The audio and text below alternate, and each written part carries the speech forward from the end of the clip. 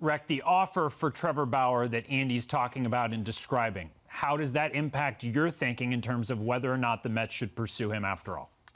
It doesn't really affect the way I feel about it at all, to be honest with you, because for me, I think Bauer and signing him at this point is a complete luxury.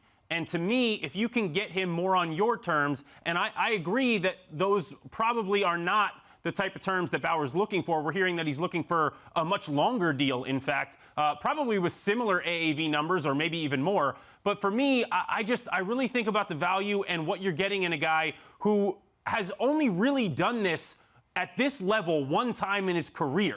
One time in a shortened season against inferior competition, which we talked about last night. So I would say, for me, I'm not thinking, let's go out and get this guy. He is the difference maker. He's going to put us over the top. He's the one. Yes, he is a good pitcher. He could be a great pitcher like he showed last year. I'm not sure you're going to get that. I don't know that I'm willing to give him even 4 years at $35 million. I don't know that I would be thinking that that's where I want to be spending my money and that much money. I think there's other places you can go around on this team and divvy it up and make them much, much better. Yeah, and if it's coming from his camp that he wants something like a Strasburg or a Cole contract, I'm not sure that's smart business because those numbers are so high, and I'm not sure, to Reck's point, that he's pitched to those numbers yet in his career for a long enough period of time.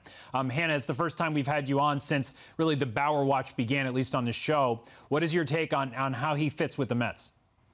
Well, I think, if we want to know whether or not he's going to be able to repeat that 2020 performance over and over again, we have to know if Major League Baseball plans on cracking down on sticky stuff or not. They sort of left that up in the air when the pandemic hit, and that would help to know for any teams that are interested in Trevor Bauer. And you're right. I think if you get a guy coming off of a Cy Young in a shortened season, he wants you to buy high, and the Mets seem like they don't want to buy high on Trevor Bauer. And there's a lot to take into account. If I'm a Mets fan, I don't want to root for Trevor Bauer. He seems, I don't know if I'm allowed to curse, not very likable. And he puts it out there on Twitter. I think that the harassment that he's perpetuated in the past on Twitter is a real issue. And look, if I were any hiring manager, if Trevor Bauer came in for a coffee barista job and I ran the coffee shop, I would want to have a serious conversation with him about some of that behavior and where we stand on that. I don't think it necessarily is prohibitive for him ever working again in baseball or ever pitching again.